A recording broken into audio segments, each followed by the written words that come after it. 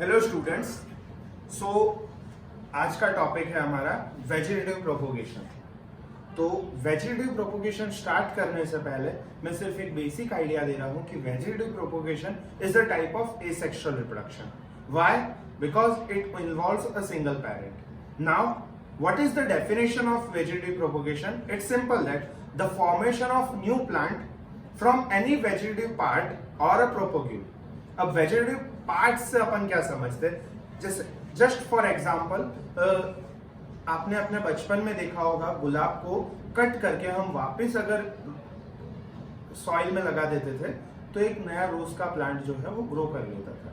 That's resemble vegetative propagation. यहाँ पे same properties है। तो पहले एक बार डेफिनेशन देख लेते हैं।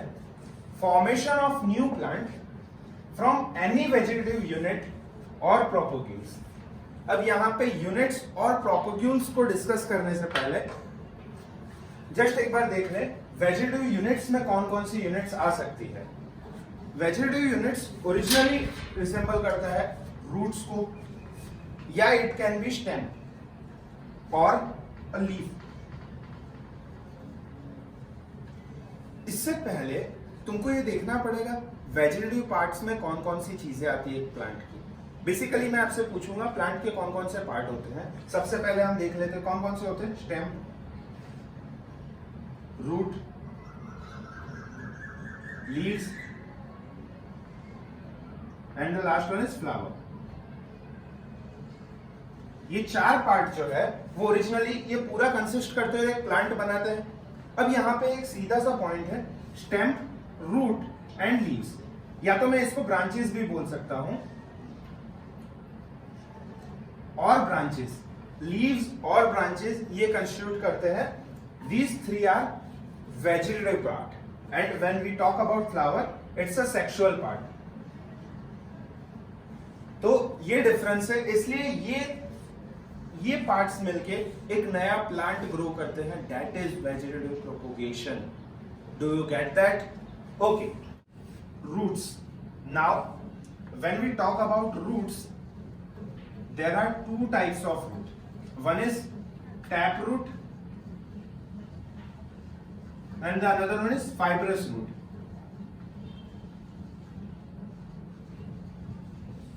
When we take the difference in the diagram, we would definitely see this is the type of tap root and this is the type of fibrous root. Okay friends? So, tap root and fibrous root ये यहां पे एक नया individual grow करते हैं। That is sweet potato. Example of root modification are sweet potato and the another one is the fruit that you love, that is guava. These both are the example of modification of root. When root modify, they could be formed from any vegetative part. This is simple for you. Okay. अब इसके बाद में अब हम देखते हैं stem के बारे में कि स्टेम के मॉडिफिकेशन से क्या क्या बनता है और कैसे बनता है। फॉर एग्जाम्पल यहाँ पे मेनी वेजिटेटिव पार्ट्स होते हैं स्टेम्स में। जैसे we can think of a potato. Before starting I would definitely state there is difference between potato and sweet potato. This is a modification of stem and this is the modification of root. Keep that in mind because it is asked in many of our exams.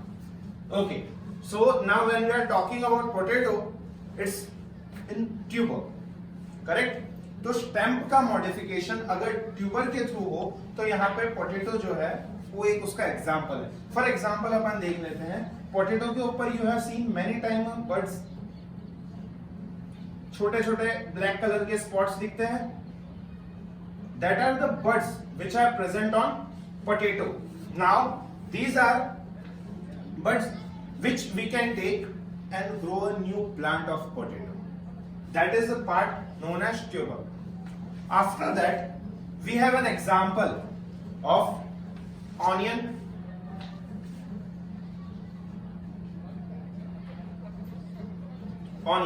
right? So now when we talk about onion, this is an example of bulb. A swollen stem is formed into onion, and this is the example of again a modification of stem. So a small part of onion stem like a bulb will be taken away. Apart from it, now the point is rhizome.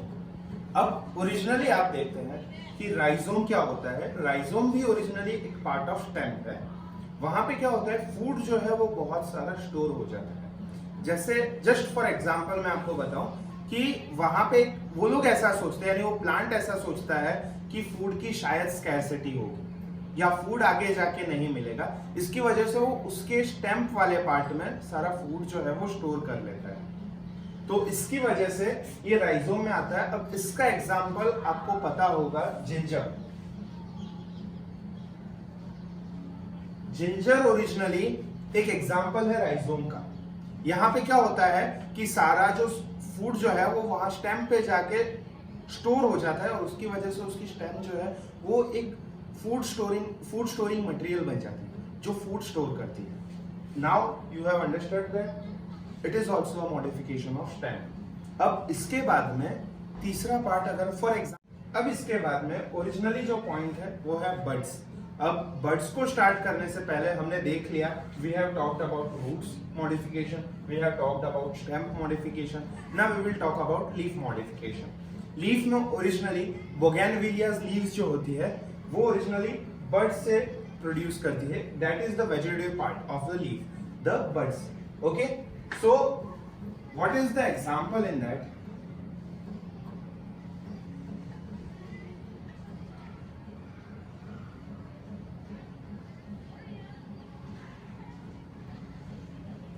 यहां पे birds present होते हैं leaves के corner पे, that help to grow in a new individual. अगर for example मैं leaves को निकाल लेता हूं और इसको मैं सॉइल के अंदर डाल देता हूं तो यहां पे एक नया प्लांट जो है वो ग्रो करेगा. That is the example of leaf modification, that is bud. This is a bougainvillea leaf and ये एग्जांपल है. Okay, so have you understood about the vegetative propagation? आपको इससे रिलेटेड एक कहानी सुनाता हूं. ओरिजिनली इंडिया ने जब अमेरिका से वीट मंगाए थे तो अमेरिका ने वीट्स के साथ में एक प्लांट भेजा था जो एक अनवांटेड वीड था. उसका कोई नाम ले सकता है? गाजर घास. करेक्ट, गाजर घास उन्होंने भेजी थी जो ओरिजिनली एक वीड थी. अब ये मैंने आपको क्यों बताया, क्योंकि यहां पे एक सिमिलर स्टोरी रिसेंबल करती है वाटर हाइसिन की. अगर फॉर एग्जांपल हम ये वाटर हाइसिन ओरिजिनली वाटर में ग्रो करता है, that is a marine plant. But यहां पे क्या होता है कि वाटर हाइसिन जब वाटर के ऊपर बहुत ज्यादा ग्रो करता है, ये बहुत जल्दी स्प्रेड होता है पूरे वाटर में. फॉर एग्जाम्पल अगर आप दाहोद में हो तो आपने छाप तालाब में बहुत बार देखा होगा the green plant that are being grown on the छाप तालाब. तो यहाँ पे क्या होता है कि वाटर हाइसिन जो है वो पूरे बहुत जल्दी कवर अप कर लेता है पूरे तालाब को. अब इसकी वजह से क्या होगा कि वाटर के अंदर ऑक्सीजन जो है उसका कंसेंट्रेशन जो है वो कम हो जाएगा. अगर वाटर के अंदर ऑक्सीजन का कंसेंट्रेशन कम हो जाएगा तो इसकी वजह से जो फिश है उनकी डेथ होना स्टार्ट हो जाएगी. वाटर की ऑक्सीजन की कंसेंट्रेशन नहीं रहेगी तो फिश की डेथ होना स्टार्ट हो जाएगी. Sexual reproduction. नाउ इस टॉपिक को स्टार्ट करने से पहले पूरा ब्रीफ ग्लैंस ले लेते हैं इस टॉपिक के ऊपर. What is sexual reproduction? Basically sexual reproduction तब होता है when there is mating of two parent. मतलब मेल एंड फीमेल जब इन दोनों का मैटिंग होता है that is known as sexual reproduction. Okay, so when we are talking about sexual reproduction, the formation of gamete from a single parent which combines to form a new individual, or we can say which combine to form zygote, that is known as sexual reproduction. इसको एक बार हिंदी में देख लेते हैं. तो just for example यहां पे एक मेल पेरेंट है, एक फीमेल पेरेंट है. डन. अब मेल पेरेंट जो है उसका स्पर्म, उसका एक गैमेट यानी उसको गैमेट, और फीमेल पेरेंट का गैमेट, इन दोनों के गैमेट फ्यूज करेंगे और एक जाइगोट बनाएंगे. This process, the formation of two gametes into zygote, that is known as fertilization.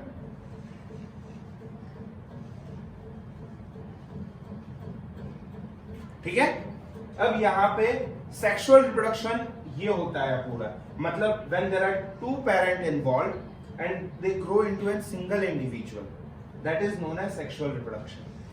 बहुत सारी प्रॉपर्टीज है सेक्सुअल रिप्रोडक्शन की जो आपको देखने जैसी है. जैसे फॉर एग्जांपल पहली प्रॉपर्टी क्या हो गई, they are bye parental.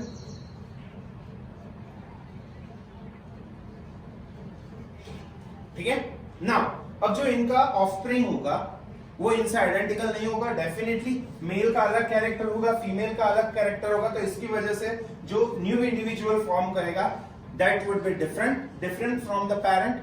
So offspring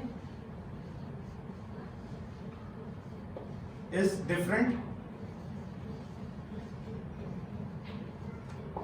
एक बेसिक बहुत इंपॉर्टेंट चीज यहां पे मेंशन्ड है, जैसे फॉर एग्जांपल जब हमने एसेक्सुअल रिप्रोडक्शन पढ़ा था तब अपन ने देखा था यहां पे सिर्फ और सिर्फ मियोटिक डिवीजन होता है, वैसे ही यहां पे दोनों होता है, mitosis as well as meiosis. सबसे पहले बोल दूं तो रिडक्शन होता है क्योंकि फॉर एग्जांपल 2n है, पेरेंट के अंदर जो क्रोमोसोम होता है वो 2n फॉर्म में होता है. नाउ व्हेन गैमेट, सबको पता है गैमेट जो है एक सिंगल सेल्ड ऑर्गेनिज्म है, तो that is single celled and that again combine to form a 2n organism. Okay, तो यहां पे मियोसिस और माइटोसिस दोनों हो रहा है.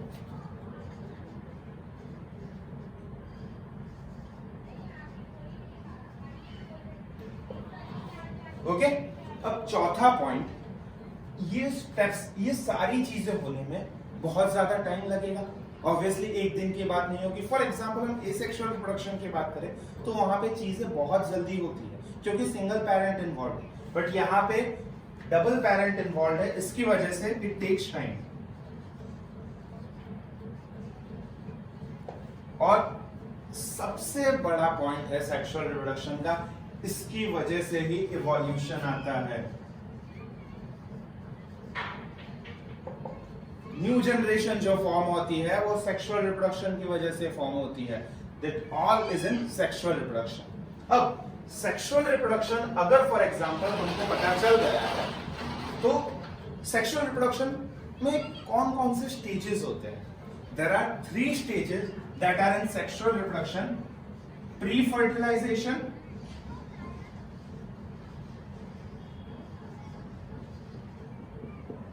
fertilization,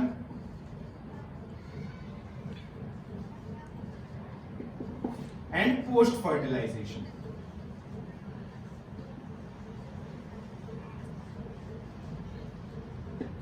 Okay, so now when we talk about pre fertilization, definitely नाम से ही हमको पता चल रहा है प्री मतलब पहले, फर्टिलाइजेशन से पहले वाले स्टेप. ऑब्वियसली अब मैं आपको बोलूंगा फर्टिलाइजेशन में क्या होता है. मैंने जैसे आपको पहले डेफिनेशन बता दी, fusion of gamete, fusion of gametes is known as fertilisation. तो इसके पहले वाले स्टेप में क्या होगा, फ्यूजन से पहले क्या होता है, फॉर्मेशन ऑफ गैमेट.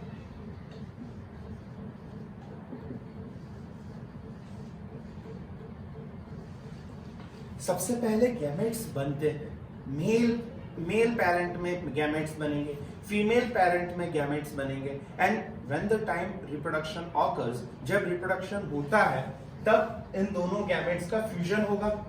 तो that is pre fertilization event, मतलब फॉर्मेशन ऑफ गैमेट्स. अब जब फॉर्मेशन हो गया है गैमेट्स का, गैमेट्स बन चुके हैं, तो गैमेट्स मिलने की कोशिश करेंगे थ्रू वेरियस मेथड. अब यहाँ पे मेथड फॉर एग्जांपल जब आप सेकंड चैप्टर में पढ़ोगे, थर्ड चैप्टर में पढ़ोगे, तब आप देखोगे there are various method, like wind की वजह से हो रहा है, एयर की वजह से हो रहा है, देयर आर डिफरेंट मेथड्स जिसकी वजह से फर्टिलाइजेशन होगा. फर्टिलाइजेशन मतलब फ्यूजन होना गैमेट्स का. Okay, done. So that's the second step, this is fusion of the gamete. अब थर्ड स्टेप में क्या होगा, पोस्ट फर्टिलाइजेशन, मतलब फर्टिलाइजेशन हो गया उसके बाद में कौन कौन से चेंजेस आएंगे। जैसे फॉर एग्जांपल दो गैमेट्स जब मिलेंगे तब क्या बनाएंगे, जाइगोट बनेंगे, ठीक है। अब वो जाइगोट ग्रो करेगा, धीरे धीरे उसके अंदर सेल डिवीजन होगा। जैसे फॉर एग्जांपल 2 सेल स्टेज में था तो वो 4 सेल स्टेज में जाएगा, 4 से 8 सेल स्टेज में, 8 से 16 सेल स्टेज में। इस तरह से ये स्टेज में डिवाइड होते होते एक एम्ब्रियो बनेगा। Now this is the part of post fertilization event. So these all are the event that occur in sexual reproduction. Done?